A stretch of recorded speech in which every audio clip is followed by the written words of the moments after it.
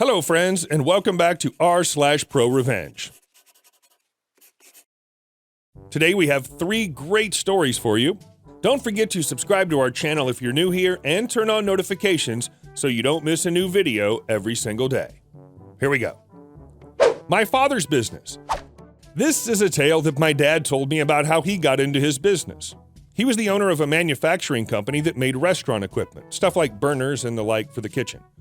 When Pops graduated from college, his uncle asked him to help manage a startup that he was partnering with some of his friends. My father was going to manage and be the relations guy since he knew how to speak English. Uncle asked for an id of money to help fund the business. Dad agreed, and for a while things were fine. Over time, Uncle's friends either backed out of the business or were bought out by Uncle to leave the company. Pretty soon it was just Granduncle and my dad left as owners.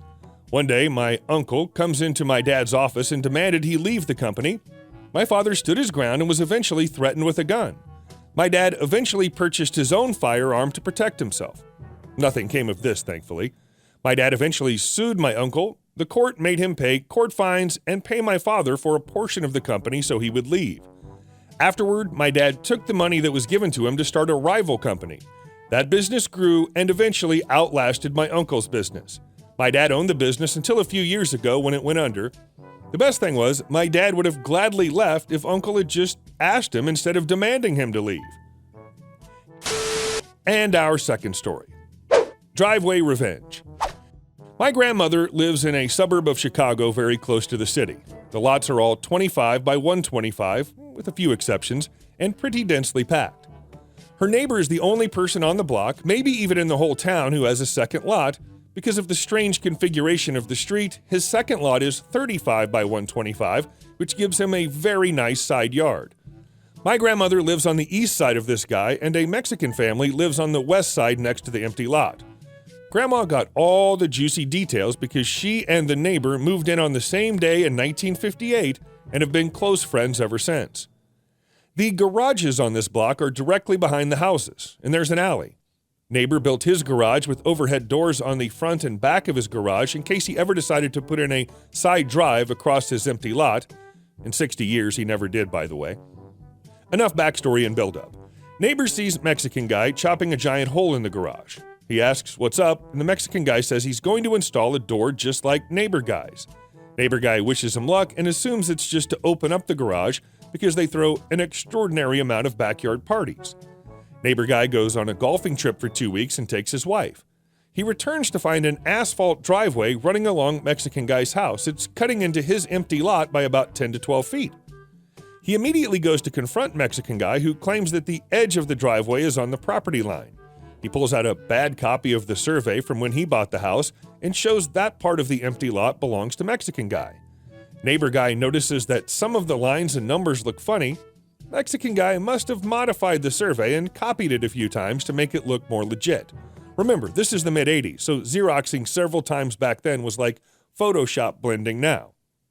Neighbor guy loses his crap, hunts down his own survey, confronts Mexican guy again, and Mexican guy basically says, "Yeah, you got me.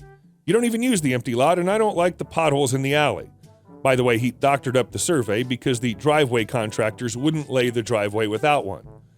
Neighbor guy and Mexican guy go at it for weeks. Mexican guy eventually just says, "F you, deal with it." Neighbor guy is stressed to hell over this. He had a heart attack during this time, and I have a feeling this driveway crap was partly to blame. Well, about a year goes by, and they no longer speak to one another. Mexican guy assumes he's in the clear since neighbor guy seems to have dropped the issue, and they haven't spoken in many months. Mexican guy packs up the family and heads to Mexico for a couple weeks.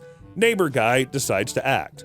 Neighbor guy calls in a surveyor to mark the lot. He discovers that the lot line is less than 2 feet off Mexican guy's house. He always assumed it was 3 feet. He then calls a fencing company. He has a fence installed around the empty lot right through the driveway and directly on the lot line. Mexican guy comes back and throws a fit.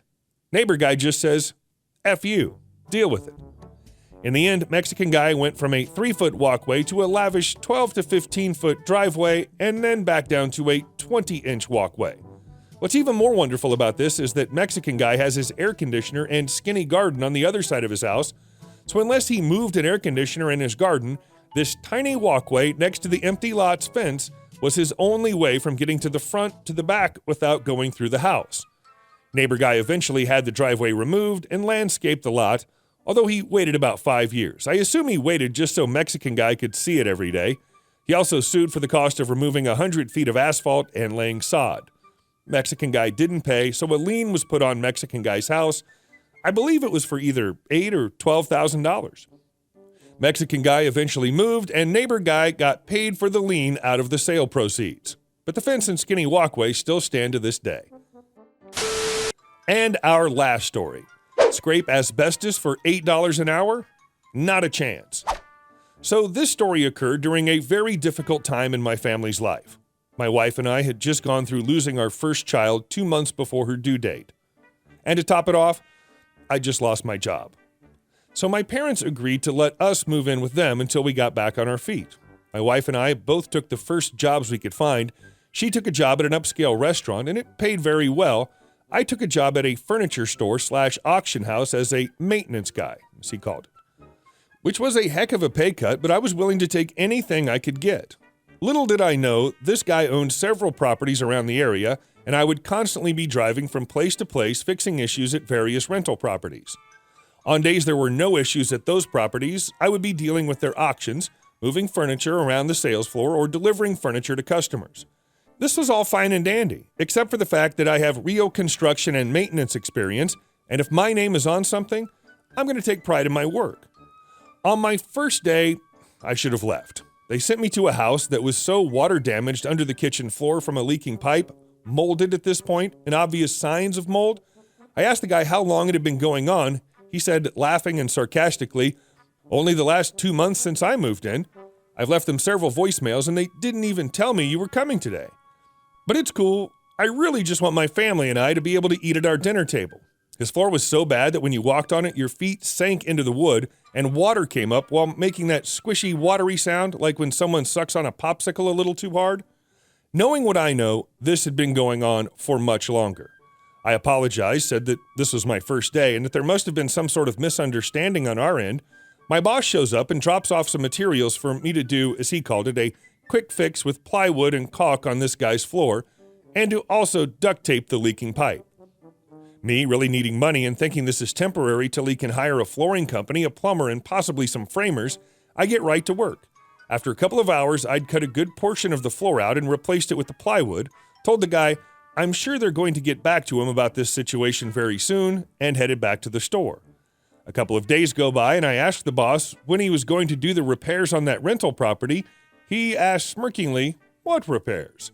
So I reminded him which house I was referring to, and he said, "Yeah, you don't remember something you just did 2 days ago?" At this point in my life, and even now, I avoid arguing with ignorant or stupid people. To me, it's just not worth my time. I felt horrible for tenants in that house. The smell of mold was ungodly, and it needed to be reported, but I needed to keep my job till I found another one. So a couple of weeks go by, and I've been ridiculed by this guy, cussed out, told I don't get paid drink water after moving furniture for around 5 hours straight with no breaks, not allowed to smoke cigarettes, period, etc., etc. One day, he pushed me to my limit. He has me follow him to a house in this old Penske-style moving truck with 3 other people, 2 of which are riding in the back of the delivery truck, which is illegal, simply because someone needed to hold the 5-gallon buckets of water because he refused to turn the water on at this property. We show up. This thing is uninhabitable. All the windows are knocked out, trash everywhere, no front door, no back door, no electrical. Everything was stripped. To top it off, this house has asbestos siding. For any of you who don't know, asbestos was banned for use in any building or facility after many people got lung cancer from breathing in the dust. It's very bad for you. The other people began cleaning the house, and he tells me that my task is a test. He wanted me to scrape all the asbestos siding in an hour all around the house so that it could be primed and painted the following day. I tell him that it's illegal for someone like me to remove asbestos. People call in teams that wear hazmat suits for this kind of thing. He fired me on the spot and told me that I would have to find my own way back to the store and to have my vehicle off the premises before the following day. Me, still feeling the effects of what I'd just gone through, saw this as a perfect opportunity to loosen up and have a little fun. I made it my mission to destroy him and everything he stood for. Step 1. I called up all the tenants and informed them that I was no longer the maintenance guy because he had them calling my personal phone, and informed the people who he still had living in unlivable circumstances that they all had cases against him and that everything they were dealing with was against the law. 2, I informed the labor board about everything he had me do, every situation he put me in, and definitely the asbestos incident. They informed me that I needed to contact OSHA as well, so I did. I told them everything as well. Several months went by, and I knew nothing had happened because one of the coworkers and I became pretty chill and still texted each other occasionally.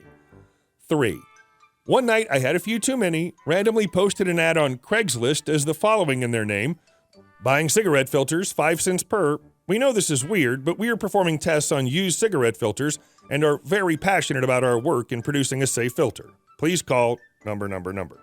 I called from a private number later on the next day, and he answered in an angry voice stating, "No, we are not buying any cigarette filters. Unless you want furniture, then do not call this number," and hung up. Later on that year, the labor board eventually rained down hell on him. They found out that over 200 people were hired and fired within a 3-year period. When I was there, only 6 were staffed. His business license is stripped. Granted, his son opened a store in a different location within about a year of this happening. He had to either get 3 out of his 7 rental properties up to code within X amount of days, or they would have been condemned, and actually ended up getting sued by one of the families for breach of contract and continuing to harass them after they ended their lease. Hey guys, thank you all for watching. I'll see you in the next one.